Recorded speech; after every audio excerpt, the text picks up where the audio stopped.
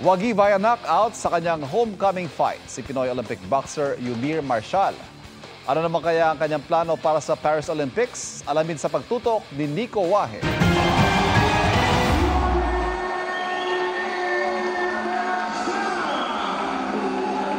Hiyawan at palakpakan ang sumalubong kay Tokyo Olympics bronze medalist Yumir Marcial sa kanyang homecoming fight kagabi sa Ninoy Aquino Stadium.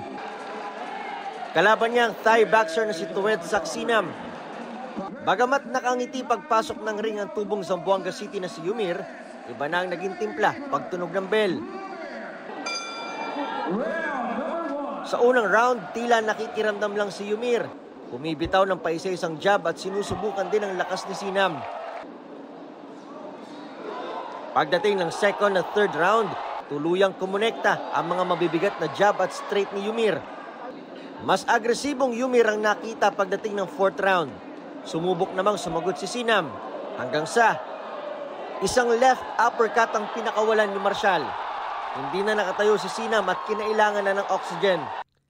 Nananatiling walang talo si Yumir sa kanyang professional career na may 5 wins. 3 dyan ay knockout. Plano ng coach namin, huwag namin hanapin yung knockout kasi yung knockout darating lang yon. Sabi ko, maintain ko lang yung jab ko and then darating talaga na sa time na matatamaan ko din siya yung sa uppercut.